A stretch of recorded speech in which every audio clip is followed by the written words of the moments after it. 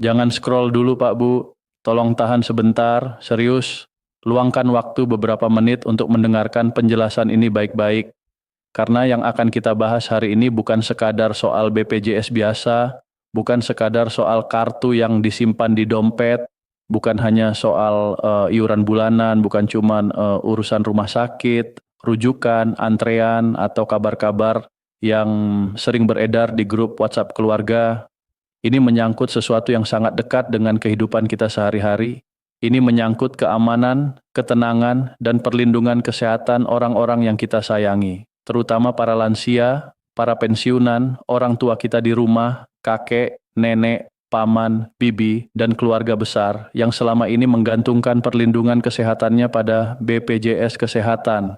Coba bayangkan begini Pak Bu, suatu malam ketika suasana rumah sudah mulai tenang, tiba-tiba orang tua kita mengeluh sesak napas, atau tekanan darahnya mendadak naik tinggi, atau gula darahnya tidak stabil, atau dadanya terasa berat, atau tubuhnya tiba-tiba lemas dan sulit berdiri. Dalam hitungan detik, suasana rumah berubah. Anak-anak panik, cucu-cucu bingung, semua orang bergerak cepat. Ada yang mencari dompet, ada yang mencari KTP, ada yang membongkar laci, mencari kartu BPJS, ada yang menelpon saudara, ada yang bertanya surat rujukannya di mana, ada yang panik mengecek apakah BPJS-nya masih aktif atau tidak. Dalam kondisi seperti itu, keluarga tidak membutuhkan aturan yang rumit, keluarga tidak membutuhkan penjelasan yang berputar-putar, keluarga tidak membutuhkan informasi yang setengah-setengah. Yang paling dibutuhkan keluarga hanya satu, yaitu kepastian. Kepastian apakah peserta masih aktif, kepastian apakah cukup membawa KTP, kepastian apakah kalau kartu BPJS fisik tidak dibawa pasien tetap bisa dilayani. Kepastian apakah kalau ada tunggakan masih ada jalan keluar. Kepastian apakah kalau orang tua harus rawat inap, ruangannya layak, aman, nyaman, dan manusiawi. Kepastian apakah prosesnya bisa dipahami keluarga yang sedang panik. Kepastian apakah lansia yang kondisinya sudah lemah akan tetap diperlakukan dengan sabar dan bermartabat. Pertanyaan-pertanyaan seperti ini sekarang semakin penting untuk dipahami karena sistem BPJS Kesehatan terus bergerak menuju sejumlah perubahan besar. Dan perubahan ini bukan hanya tertulis di atas kertas, bukan hanya menjadi bahan rapat, bukan hanya menjadi bahasa kebijakan, tetapi bisa terasa langsung dalam kehidupan masyarakat, terutama keluarga yang memiliki orang tua lanjut usia. Assalamualaikum warahmatullahi wabarakatuh. Bapak, Ibu yang saya hormati, para lansia Indonesia, para pensiunan, para penerima manfaat, dan seluruh keluarga yang hari ini sedang mendampingi orang tua tercinta di rumah. Tolong dengarkan pembahasan ini sampai selesai, jangan didengar setengah-setengah karena informasi seperti ini kalau dipotong di tengah bisa menimbulkan salah paham. Dan setelah Bapak Ibu memahami penjelasan ini, jangan berhenti pada diri sendiri. Tolong sampaikan juga kepada ayah, ibu, kakek, nenek, tetangga, teman pensiunan, atau siapapun yang sudah lanjut usia. Bisa jadi informasi sederhana yang Bapak Ibu bagikan hari ini akan sangat membantu mereka suatu hari nanti ketika harus berhadapan dengan puskesmas, klinik, rumah sakit, loket pendaftaran, atau urusan administrasi kesehatan yang datang secara mendadak. Kita semua tahu bagi lansia, kesehatan bukan lagi urusan sampingan, bukan lagi sesuatu yang bisa dianggap nanti saja kalau sempat.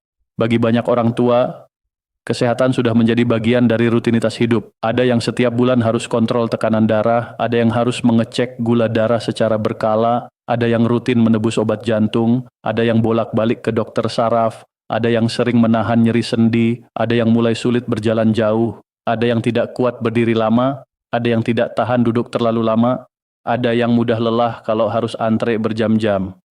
Ada yang kalau terlalu lama menunggu, napasnya mulai berat. Ada yang kalau terlalu jauh berjalan, lututnya langsung sakit. Dalam kondisi seperti itu, layanan kesehatan yang jelas, mudah, manusiawi, dan tidak membingungkan menjadi sangat penting. Sayangnya, selama ini tidak sedikit lansia yang merasa lelah, bukan hanya karena penyakitnya, tetapi juga karena prosedurnya. Ada yang bingung soal kartu, ada yang bingung soal rujukan, ada yang bingung soal kelas rawat inap, ada yang takut karena punya tunggakan, ada yang panik ketika harus berobat di luar kota, ada juga keluarga yang sebenarnya ingin membantu tetapi tidak tahu harus mulai dari mana. Dan jujur saja Pak Bu, ini bukan cerita kecil, ini kenyataan yang terjadi setiap hari. Banyak orang tua akhirnya menunda berobat karena takut ribet. Ada yang malu bertanya, ada yang berpikir nanti saja tidak apa-apa, padahal kondisinya sudah butuh pemeriksaan. Ada juga yang karena tidak tahu status BPJS-nya aktif atau tidak, akhirnya menunggu sampai keadaan benar-benar darurat. Padahal untuk lansia, keterlambatan sedikit saja bisa berisiko besar.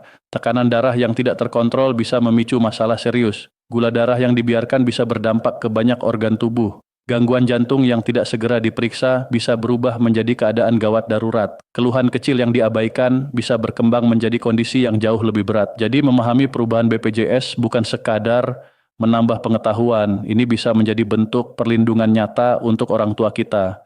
Ini bisa membuat keluarga lebih siap, ini bisa membuat Bapak Ibu tidak mudah panik, ini bisa membantu kita mengambil keputusan dengan lebih tenang ketika suatu saat keadaan mendesak terjadi. Sekarang mari kita pahami satu persatu perubahan penting yang perlu diperhatikan. Yang pertama adalah perubahan sistem kelas rawat inap. Selama bertahun-tahun masyarakat sudah terbiasa dengan istilah kelas 1, kelas 2, dan kelas 3. Pola pikirnya pun sudah melekat kuat. Yang membayar lebih mahal biasanya merasa akan mendapat ruang yang lebih nyaman. Yang membayar lebih rendah menerima fasilitas yang lebih sederhana. Di satu sisi masyarakat sudah lama menganggap itu wajar, tetapi di sisi lain dalam praktiknya sering muncul rasa tidak adil. Sebab pada akhirnya semua pasien sama-sama sakit. Semua pasien sama-sama butuh istirahat, semua pasien sama-sama ingin sembuh, semua pasien sama-sama ingin diperlakukan dengan layak. Tidak ada pasien yang ingin sakit di ruangan yang terlalu padat, terlalu panas, terlalu bising, atau tidak nyaman. Nah, sekarang sistem itu diarahkan menuju kelas rawat inap standar atau yang sering disebut KRIS. Ini bukan hanya ganti nama, Pak Bu. Bukan sekadar istilah baru supaya terdengar modern. KRIS membawa perubahan cara pandang. Intinya, pemerintah ingin mengurangi kesenjangan fasilitas dasar dalam perawatan rawat inap. Jadi yang ditekankan bukan lagi semata-mata siapa membayar berapa lalu mendapat kamar seperti apa, tetapi bagaimana semua peserta tetap memperoleh standar minimum ruang rawat inap yang layak, aman, manusiawi, dan mendukung proses pemulihan. Bagi lansia, ini penting sekali. Coba bayangkan seorang ibu berusia 68 tahun yang selama ini menjadi peserta dengan iuran rendah, lalu suatu hari harus dirawat. Mungkin beliau khawatir akan ditempatkan di ruangan yang terlalu padat, terlalu bising, kurang nyaman, kurang privasi, ventilasinya tidak baik, atau akses kamar mandinya tidak ramah untuk orang tua. Bagi orang muda, mungkin hal seperti itu masih bisa ditahan. Tetapi bagi lansia, ruang rawat yang terlalu padat dan tidak nyaman bisa membuat kondisi semakin lemah. Mereka bisa sulit tidur, mereka bisa mudah stres, mereka bisa gelisah, mereka bisa bingung. Bahkan proses pemulihan bisa terganggu hanya karena lingkungan rawat inap tidak mendukung. Dengan sistem rawat inap standar, yang ingin ditekankan adalah bahwa setiap pasien tetap manusia yang harus diperlakukan dengan layak. Ada perhatian terhadap pencahayaan ruangan, ada perhatian terhadap ventilasi, ada perhatian terhadap suhu ruangan, ada pengaturan jarak antar tempat tidur, ada kelengkapan tempat tidur. Ada pemisahan pasien berdasarkan jenis kelamin atau kondisi medis tertentu. Ada perhatian terhadap akses kamar mandi. Ini bukan soal mewah-mewahan, ini soal keselamatan, ini soal ketenangan, ini soal kualitas istirahat, ini soal pemulihan. Untuk lansia, kamar mandi yang mudah diakses bisa mengurangi risiko jatuh. Jarak tempat tidur yang tertata bisa memberi ruang gerak yang lebih aman. Ventilasi dan pencahayaan yang baik bisa membuat pasien tidak merasa sumpek. Ruang yang tidak terlalu padat bisa membantu pasien beristirahat lebih tenang. Jadi jangan dianggap remeh. Bagi pasien lanjut usia, kenyamanan dasar bukan kemewahan, melainkan bagian dari keselamatan. Namun biasanya, begitu masyarakat mendengar ada sistem baru, pertanyaan pertama yang muncul adalah, apakah iuran akan naik? Ini pertanyaan yang sangat wajar karena banyak keluarga hidup dengan penghasilan terbatas. Para pensiunan kecil, janda pensiun, duda pensiun, keluarga yang masih menanggung orang tua, semuanya pasti langsung berpikir soal biaya. Dalam kehidupan sehari-hari, kenaikan kecil saja bisa terasa. Harga beras naik sedikit terasa, harga obat naik sedikit terasa, biaya transportasi naik sedikit juga terasa. Apalagi kalau menyangkut iuran bulanan yang harus dibayar rutin. Yang perlu dipahami, perubahan menuju sistem KRIS dilakukan secara bertahap. Tidak semua langsung berubah dalam satu malam. Pemerintah juga harus melihat kesiapan fasilitas kesehatan di berbagai daerah. Rumah sakit di kota besar tentu tidak selalu sama kondisinya dengan rumah sakit di daerah kecil atau wilayah terpencil. Jumlah ruangan, tempat tidur, tenaga kesehatan, fasilitas, dan kemampuan penyesuaian masing-masing rumah sakit tidak bisa disamakan begitu saja. Karena itu, pendekatan bertahap menjadi penting supaya masyarakat tidak kaget mendadak dan rumah sakit juga punya waktu untuk menyesuaikan diri. Bagi peserta PBI atau penerima bantuan iuran, termasuk lansia dari keluarga tidak mampu yang sudah tercatat sebagai penerima bantuan, prinsip perlindungannya tetap penting untuk dipahami. Iuran mereka ditanggung negara. Ini harus ditegaskan supaya para lansia tidak langsung panik begitu mendengar kata perubahan. Jangan sampai ada orang tua berpikir, wah nanti saya harus membayar lebih mahal, padahal statusnya termasuk kelompok yang dibantu. Kelompok rentan tetap harus menjadi prioritas perlindungan, karena merekalah yang paling membutuhkan jaminan keberlangsungan layanan kesehatan. Perubahan kedua yang sangat terasa dalam kehidupan sehari-hari adalah penggunaan NIK atau nomor induk kependudukan sebagai identitas utama kepesertaan. Artinya, ketergantungan pada kartu fisik BPJS semakin berkurang. Untuk anak muda, ini mungkin terdengar biasa saja. Tetapi untuk lansia, ini bisa menjadi perubahan yang sangat membantu. Coba lihat kenyataan di rumah. Berapa banyak orang tua yang lupa menaruh kartu BPJS? Berapa banyak yang kartunya sudah kusut karena disimpan bertahun-tahun di dompet? Berapa banyak yang kartunya rusak, terlipat, basah, atau tulisannya sudah sulit dibaca? Berapa banyak yang ketika mendadak sakit, keluarga panik mencari kartu, tetapi tidak ketemu. Akhirnya ada yang pulang dulu, ada yang menunda pendaftaran, ada yang bingung di loket, bahkan ada yang merasa seolah-olah tidak bisa berobat hanya karena kartu fisiknya tidak ada. Padahal bagi lansia, situasi seperti itu berat sekali. Ketika badan sedang sakit, napas tidak enak, kepala pusing, kaki lemah, dan tenaga terbatas, urusan administrasi kecil pun bisa terasa sangat besar. Maka integrasi NIK sebagai identitas utama menjadi langkah yang sangat membantu. Peserta cukup menunjukkan KTP, lalu data kepesertaan bisa ditelusuri melalui sistem. Ini membuat proses menjadi lebih sederhana, terutama bagi orang tua yang tidak terbiasa menggunakan aplikasi digital. Kita harus realistis, Pak, Bu. Tidak semua lansia punya ponsel pintar, tidak semua bisa membuka aplikasi, tidak semua hafal nomor peserta, tidak semua tahu cara menunjukkan kartu digital. Bahkan ada yang untuk membuka WhatsApp saja masih perlu dibantu anak atau cucu. Jadi ketika KTP bisa menjadi pintu masuk untuk mengecek kepesertaan, ini sangat melegakan. KTP adalah identitas yang paling umum dibawa dan paling mudah dikenali. Dengan begitu, risiko pasien tertunda pelayanan hanya karena tidak membawa kartu fisik bisa berkurang. Tetapi ingat, ini bukan berarti keluarga boleh santai total. KTP memang sangat membantu, tetapi data kepesertaan tetap harus dipastikan benar. Nama harus sesuai. NIK harus sesuai, status harus aktif. Jangan sampai baru sadar ada masalah ketika sudah berada di rumah sakit. Karena itu, keluarga tetap perlu membantu orang tua mengecek data mereka. Jangan tunggu sakit dulu baru panik. Cek sekarang saat kondisi masih tenang. Pastikan nama di KTP sama dengan data kepesertaan. Pastikan NIK tidak salah. Pastikan status aktif. Pastikan fasilitas kesehatan tingkat pertama diketahui. Pastikan tidak ada tunggakan yang belum disadari. Ini sederhana, tetapi dampaknya besar. Banyak masalah besar di loket pendaftaran sebenarnya bisa dicegah dari rumah. Banyak kepanikan bisa dihindari kalau keluarga sudah tahu status BPJS orang tuanya. Jangan menunggu sampai tengah malam ketika orang tua sudah sesak napas, baru mencari tahu apakah BPJS aktif atau tidak. Jangan menunggu sampai harus rawat inap, baru sadar ada data yang tidak cocok. Jangan menunggu sampai di depan petugas rumah sakit, baru bingung kenapa status kepesertaan bermasalah. Lebih baik dicek sekarang, saat semuanya masih tenang.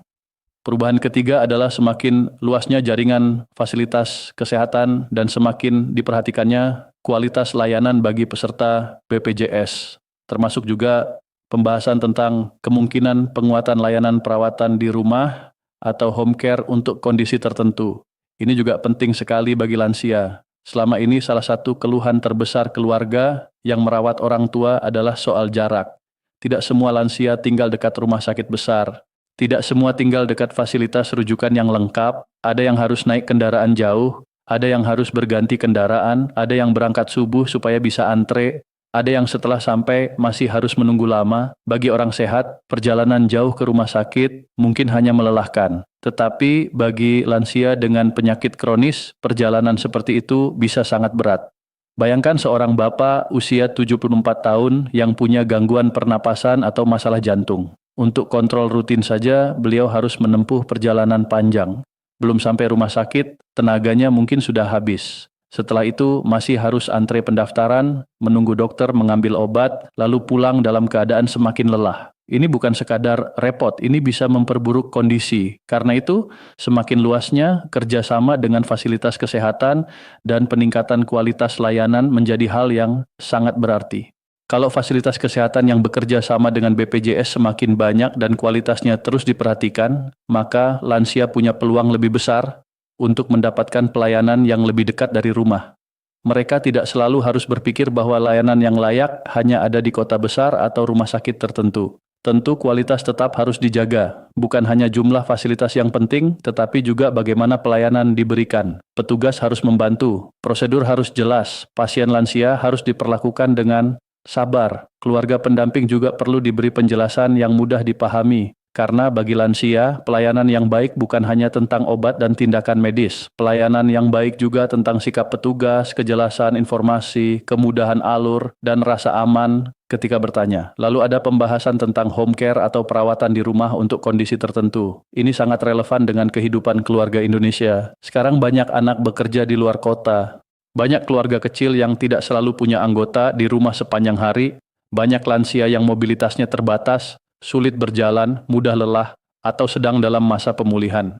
Dalam kondisi seperti itu, layanan yang bisa mendekat ke rumah pasien sangat membantu. Home care bukan sekadar layanan nyaman-nyamanan. Untuk sebagian lansia, ini bisa menjadi perlindungan serius. Dengan perawatan di rumah, risiko jatuh dalam perjalanan bisa berkurang. Kelelahan karena antre bisa dikurangi. Pasien yang kondisinya rapuh tidak harus selalu dipaksa keluar rumah. Tentu pelaksanaannya perlu aturan, syarat, dan mekanisme yang jelas. Tidak semua kondisi bisa otomatis dilayani di rumah. Tidak semua kebutuhan medis bisa diselesaikan tanpa datang ke fasilitas kesehatan. Tetapi arah pembahasan ini menunjukkan bahwa sistem kesehatan mulai melihat kebutuhan lansia secara lebih manusiawi. Bahwa tidak semua pasien bisa diperlakukan sama seperti orang muda yang masih kuat bolak-balik ke rumah sakit. Ada lansia yang butuh pendekatan berbeda, ada yang butuh pendampingan lebih sabar, ada yang butuh layanan lebih dekat, ada yang butuh sistem yang tidak hanya menuntut pasien datang, tetapi juga memahami keterbatasan pasien. Perubahan keempat adalah digitalisasi rekam medis atau electronic health record yang semakin terintegrasi. Kedengarannya memang teknis, tetapi manfaatnya besar sekali bagi lansia. Banyak lansia punya riwayat penyakit panjang. Ada yang bertahun-tahun minum obat tekanan darah, ada yang punya diabetes, ada yang punya riwayat operasi, ada yang punya alergi obat tertentu, ada yang punya gangguan ginjal, kolesterol tinggi, penyakit jantung, stroke ringan, asam urat, saraf kejepit, dan berbagai masalah kesehatan lain. Masalahnya tidak semua lansia ingat detailnya. Mereka mungkin lupa nama obat, lupa dosis, lupa kapan terakhir dirawat, lupa dokter mana yang pernah menangani. Bahkan kadang keluarga pun tidak tahu lengkap. Dalam sistem yang belum terintegrasi dengan baik, setiap kali pindah dokter atau pindah fasilitas kesehatan, pasien dan keluarga sering harus menjelaskan ulang dari awal. Pernah sakit apa, obatnya apa, pernah alergi atau tidak, pernah operasi atau tidak, pernah dirawat di mana, kapan terakhir kontrol. Pertanyaan seperti itu memang penting, tetapi bagi lansia bisa sangat melelahkan dan membingungkan. Apalagi kalau kondisi sedang sakit, panik, atau daya ingat sudah menurun. Dengan rekam medis digital yang lebih terhubung, tenaga medis yang berwenang bisa lebih mudah melihat riwayat kesehatan pasien. Dokter tidak harus menebak-nebak dari nol. Data yang lebih lengkap membantu dokter mengambil keputusan dengan lebih aman. Misalnya, dokter bisa menghindari pemberian obat yang bertentangan dengan obat rutin pasien. Dokter bisa mengetahui apakah pasien punya alergi tertentu. Dokter bisa melihat riwayat penyakit kronis yang perlu diperhatikan sebelum memberikan tindakan medis. Dokter juga bisa memahami gambaran kondisi pasien secara lebih utuh, bukan hanya berdasarkan ingatan pasien atau keluarga yang sedang panik. Bagi lansia, ini berarti pelayanan bisa lebih aman, lebih cepat, dan lebih efisien. Mereka tidak perlu terus-menerus mengulang cerita yang sama. Keluarga tidak harus panik mengingat nama obat yang sulit. Dokter juga punya dasar informasi yang lebih baik untuk mengambil keputusan. Dan satu hal lagi, digitalisasi yang baik bisa membantu memangkas waktu pelayanan. Ini penting sekali karena bagi lansia, menunggu lama bukan cuma membuat bosan. Menunggu terlalu lama bisa membuat nyeri kambuh, badan lemas, kepala pusing, napas berat, bahkan stres. Jadi ketika sistem digital bisa membuat proses lebih cepat, Itu bukan sekadar efisiensi administrasi. Itu juga bentuk kepedulian terhadap kenyamanan pasien, terutama orang tua yang sudah lanjut usia. Tetapi tentu saja digitalisasi harus tetap diimbangi dengan pendampingan yang manusiawi. Jangan sampai karena semua serba digital, lansia yang tidak paham teknologi justru merasa ditinggalkan. Keluarga dan petugas layanan tetap punya peran penting untuk menjembatani.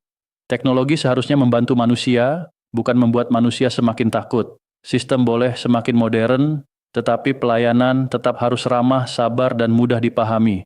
Jangan sampai orang tua merasa malu hanya karena tidak bisa membuka aplikasi. Jangan sampai lansia merasa dianggap lambat karena tidak paham istilah digital. Justru disinilah peran keluarga menjadi sangat penting.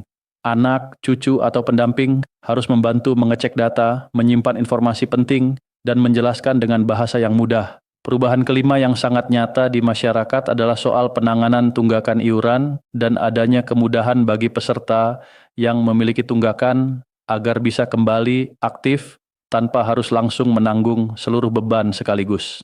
Ini isu yang banyak dialami keluarga. Tidak sedikit orang sebenarnya ingin menjaga BPJS tetap aktif, tetapi pada satu masa mengalami kesulitan ekonomi, ada yang kehilangan pekerjaan, ada yang penghasilannya turun, ada yang harus mendahulukan kebutuhan makan, ada yang terkena pengeluaran mendadak, ada yang harus membayar sekolah anak, membayar kontrakan, membeli obat, atau membantu keluarga lain.